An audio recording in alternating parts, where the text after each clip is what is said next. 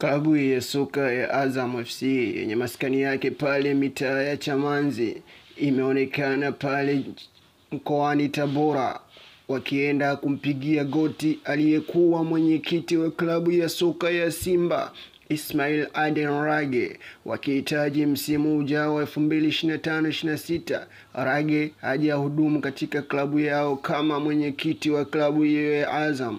Viongozi wa Azam wanaamini ya kwamba wamekosa mtu sahihi ambaye anazijua fitina za soka la Afrika na Tanzania kwa ujumla, hali inawapelekea kila msimu wao kufanya vibaya na kuonekana ya kwamba wanatumia pesa pasi na kuwa na mafanikio yoyote. Pesa zao zimekuwa zikitumika tu kuwanufaisha wachezaji na sio kuinufaisha timu kama ilivyo kwa vilabu vingine vikubwa vya Simba na Yanga.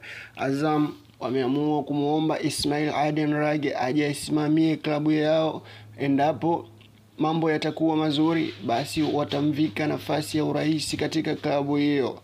Kama ndo kwanza unafuatilia channel, usisahau kusubscribe, kulike na kucomment.